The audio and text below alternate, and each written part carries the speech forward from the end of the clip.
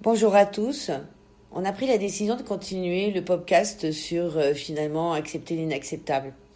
Plutôt que de continuer notre conversation toutes les deux, on s'est dit finalement on allait continuer puis s'enregistrer.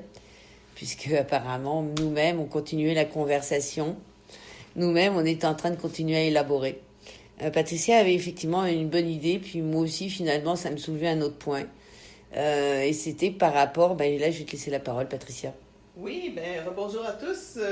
Justement, en parlant d'accepter l'inacceptable, je connais des gens que pour eux, la mort est inacceptable. On doit la repousser, on doit la combattre, on doit maintenir les gens dans des états complètement hallucinants. On maintient les gens en vie, on repousse l'inacceptable parce que pour eux, l'inacceptable, c'est la mort. Moi, je vous dirais, j'ai vécu la mort d'un proche récemment et ma foi, j'ai pas trouvé ça inacceptable, j'ai même trouvé ça beau parce que la personne était très souffrante, c'était mon père, et c'était très souffrant, c'était douloureux de l'entendre respirer, c'était douloureux. Et quand la mort est arrivée, pour moi, j'ai trouvé ça. J'étais j'étais j'étais en état, j'ai remercié le ciel d'être venu le chercher. Euh, j'ai, j'ai, j'ai, j'ai prié beaucoup, puis en même temps, j'ai trouvé qu'au contraire, la mort était acceptable, souhaitable, dans le sens où c'est une délivrance, et en même temps, et de voir, c'est ce qui m'a émerveillé le plus, c'est le passage entre l'état de souffrance avec le visage tordu et la douleur extrême à un état d'apaisement, parce que j'ai eu la chance de veiller mon père pendant 4 heures avant qu'on vienne le chercher, et j'ai vu une transformation dans son visage, j'ai vu un apaisement, j'ai vu presque son visage sourire. C'était merveilleux, c'était fantastique, et ça ouvre de nouvelles perspectives quand on voit ça. Sur l'inacceptable, oui. La mort n'est pas inacceptable, elle est incomprise. Surtout dans la société d'aujourd'hui, elle a été vraiment repoussée dans sa réflexion philosophique, compte tenu que l'humain s'est beaucoup éloigné des religions, et je pense qu'il est tout à fait positif, parce qu'il y avait quelque chose de trop mortifère dans cette démarche-là. Malgré ça, malgré les philosophies disponibles, l'humain a encore vraiment de la difficulté à se poser la question, à faire consensus, et pourtant il y a beaucoup d'informations maintenant au niveau scientifique. Et pour revenir au sujet qui était d'accepter l'inacceptable, moi aussi j'ai eu à faire face à ça dans ma vie à travers des problèmes de santé qui étaient vraiment invalidants, et invalidants pendant une très longue période de ma vie. J'étais face à l'inacceptable. Vraiment, vraiment, vraiment quelque chose d'handicapant, de très très souffrant. Je suis obligée de reconnaître que ça a été quand même un tremplin de compréhension. Un peu comme un aveugle qui perd ses yeux, finalement va développer d'autres talents. C'est très exactement ce qui s'est passé avec moi. D'avoir à limiter ma démarche, à être précise comme une flèche d'or. Souvent je précisais ça, je suis trop fatiguée, je suis quelqu'un de trop malade pour m'éparpiller, m'a obligée à accepter, oui, une forme de solitude, on va dire, accepter un corps souffrant, accepter un corps invalidant. Et ce qui a été le plus fantastique, c'est que c'est le jour où j'ai accepté d'en mourir que j'ai trouvé la solution. Donc toujours ce grand paradoxe, et comme quoi peut-être d'accepter l'inévitable ou de la regarder sous un autre angle offre vraiment des solutions bénéfiques incroyables. Le jour où j'ai vraiment décidé d'en mourir, et c'était vraiment une prise de conscience réelle et sincère, dès le lendemain matin s'offrait à moi une proposition, une offre, qui a été la solution. Solution, d'ailleurs, je me proposerai qu'on discute avec Patricia, parce que c'est vraiment été une grande découverte pour moi. La découverte aussi d'une grande imposture, mais ça sera le sujet d'un autre podcast. Mais ça m'a permis en tout cas de guérir, et je dis bien guérir complètement. Test sanguin à l'appui, vérification, plus d'inconfort, plus d'handicap, plus de ralentissement dans ma vie. Et tous les atouts que j'ai accumulés pendant la période où j'étais malade me servent énormément actuellement. Donc je ne peux pas dire que la période de maladie, même si, effectivement, je vous promets, je ne retournerai pas en arrière, mais a été tellement bénéfique en résultat et en potentiel que je suis obligée de lui dire merci. L'inacceptable, vous voyez, comme on était tantôt en train d'en parler, est très relatif. Je crois qu'en fait, l'inacceptable dans notre vie est un peu comme l'opposition. La résistance est toujours là pour nous faire grandir. La mort est quelque chose de très important, qui a aussi marqué ma vie. C'est à travers aussi l'expérience de la mort de quelqu'un, que j'ai pu sortir de l'illusion. Et je crois que c'est pour ça qu'il serait intéressant que tout le monde se pose la question, s'informe sur où en est la science aujourd'hui à travers la mort. Sachez qu'il y a beaucoup de travail sur ce qu'on appelle les EMI, les morts de mort imminente, expérience de mort imminente. Je crois savoir qu'il y en a plus de 9 millions aux États-Unis. Les scientifiques ont vraiment posé leur intérêt et avancent à grands pas vers vraiment une réponse très proche de ce que tous les chamans, médiums ont pu annoncer depuis des milliers d'années. C'est vraiment très intéressant. J'inviterai beaucoup de personnes à un peu peut-être s'y intéresser, revoir la copie, pas rester sur des prétendues informations.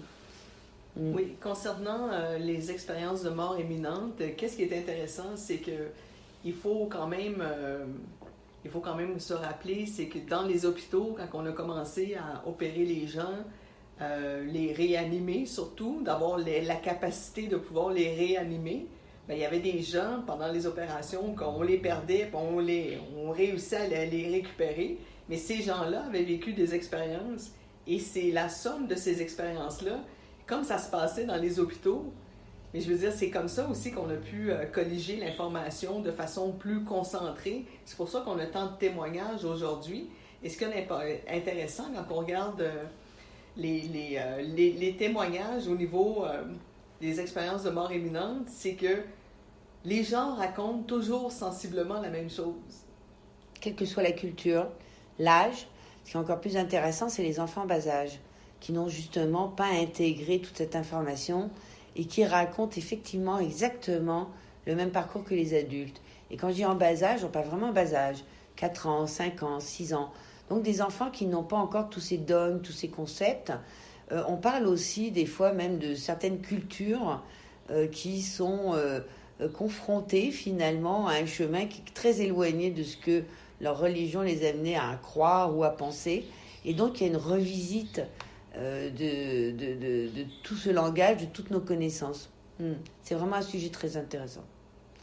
Et également, c'est drôle parce que en parlant des expériences de mort imminente, ça me fait penser au sujet des ovnis. Parce qu'on en parle de plus en plus et c'est quelque chose pour certaines personnes qui pourrait être inacceptable, ce n'est pas possible. Et on en parle de plus en plus et même le gouvernement américain a signé un décret au mois de décembre 2020 justement pour une divulgation de rapports faits par l'armée, la Navy concernant des phénomènes qui ont été observés. Et je trouve ça super intéressant parce que c'est quelque chose qui pourrait être inacceptable pour certaines personnes de penser qu'on puisse être... L'important est qu'en fait, quel que soit le sujet qui est inacceptable, qu'est-ce qu'on fait avec ça dans notre vie? J'ai envie de dire, comment passer au travers de l'inacceptable? Déjà, peut-être, je pense, c'est déjà de s'interroger. D'où vient ce critère? Cette intolérance? Parce qu'en fait, c'est une intolérance. D'où vient ce critère? Est-ce qu'il vous appartient? Est-ce qu'il vient de personnes qui vous ont enseigné, qui étaient eux-mêmes informés, qui étaient des sages, suffisants pour vous permettre d'avoir un critère réel là-dessus? J'inviterai vraiment tout le monde à se poser la question sur ces critères d'acceptabilité ou d'inacceptabilité. Vraiment revoir un petit peu la copie sur l'ensemble de votre vie.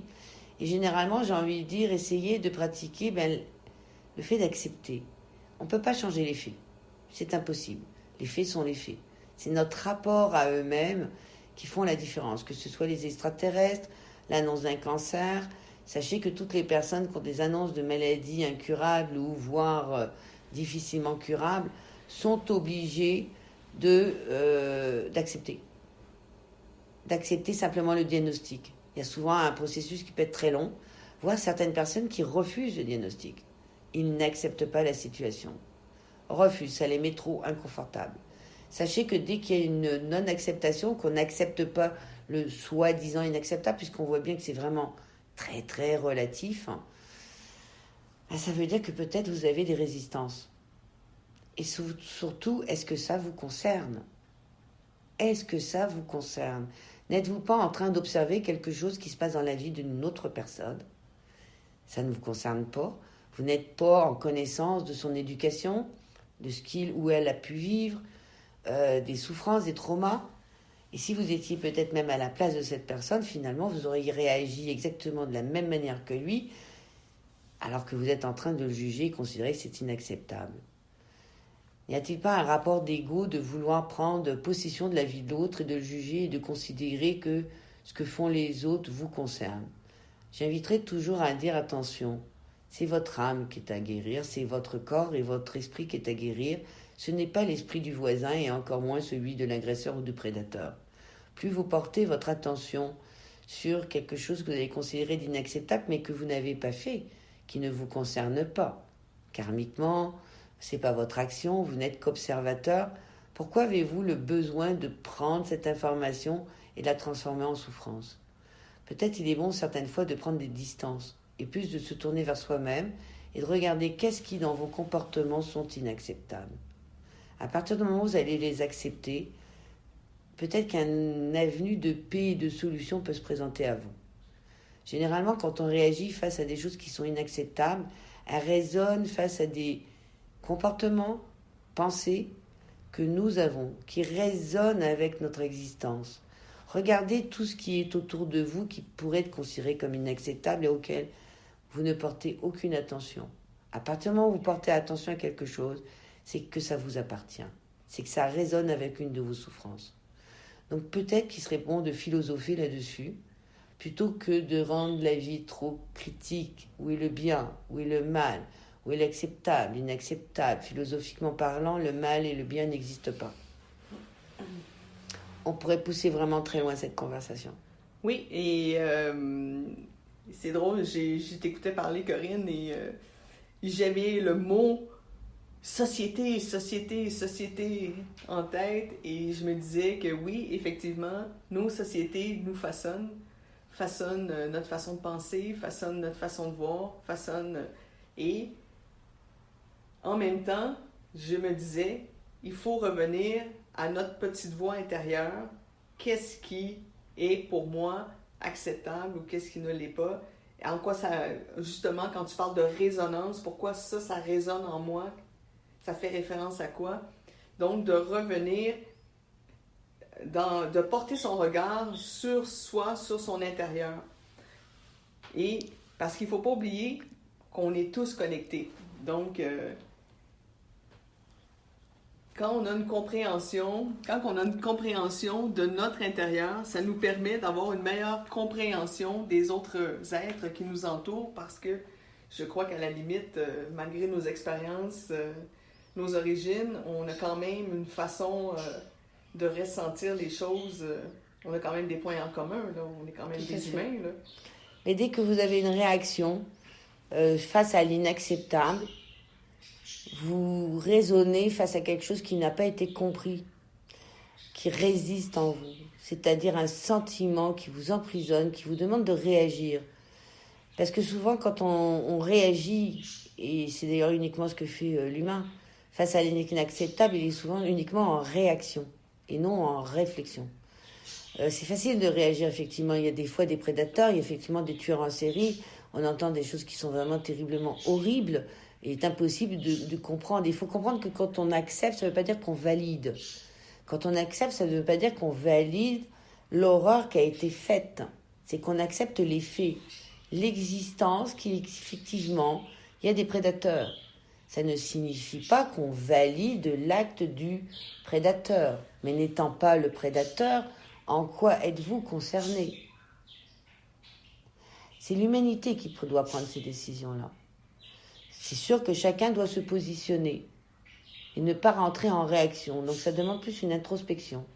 Cependant, si quelqu'un réagit trop fortement à un prédateur, posez-vous la question, êtes-vous un prédateur dans votre vie? Avez-vous une attitude de prédatrice, sans aller jusqu'à tuer des enfants? Il ne s'agit pas de ça. Et si vous réagissez ou si vous avez un intérêt à telle ou telle prédation, j'ai envie de vous inviter à vous observer pour découvrir si vous n'avez pas des attitudes qui sont propres à ce que vous êtes en train d'observer et qui vous fait réagir. Vous serez vraiment surpris de voir à quel point là, on trouve des clics personnels. Oui, et je reviens encore à mon mot société parce que, encore une fois, je crois qu'on est rendu paresseux, on laisse la société nous dicter ce qui est juste ou non, ou ce qui est bon. Là, je vois Corinne qui me fait... je sais pas trop pourquoi, mais je vais quand même pousser mon idée, pareil. Et je crois quand même qu'en 2021, on est paresseux et on laisse la société dicter ce que l'on devrait croire ou penser ou machin. On est très influencé, on a énormément de courants de pensée qui nous influencent. Oui. Et c'est pour ça que l'appel de Corinne de faire une réflexion sur pourquoi ça me touche tant, pourquoi ci, pourquoi ça, et revenir à une réflexion sur sa personne. Merci Patricia, merci. Parce que regarde, ça me permet justement, effectivement, comment la société a pu accepter un inacceptable. Ben, c'est simplement grâce aux médias. Les médias qui vous répètent jour après jour la même information. C'est le principe de la goutte chinoise. Dans le principe de la manipulation, pour faire accepter une idée, il faut qu'elle soit répétée tous les jours comme une goutte chinoise, long et longtemps. Et à partir de ce moment-là, elle rentre dans votre réalité. Voilà comment, pour l'instant, l'humanité a été manipulée dans l'inacceptable, par la répétition. La répétition, telle la petite goutte chinoise qui vient tomber sur le front, qui est intolérable, mais que vous allez finir par supporter et l'information rentre. Donc vous voyez qu'il est important de se poser d'où vient la provenance, qui vous a enseigné, qui vous a expliqué ce qui était acceptable ou non acceptable. Quel était le professeur? Est-ce que ce professeur lui-même était déjà quelqu'un qui était bien informé? Est-ce que lui-même avait été informé par des singes? Donc, vous voyez, il est préférable de revenir non pas à l'enseignement des autres, mais revenir à votre propre authenticité. Posez-vous la question. Écoutez sa petite voix intérieure et écoutez aussi la voix de votre corps. Quand vous avez un frisson, quand vous avez une réaction corporelle, c'est hyper important.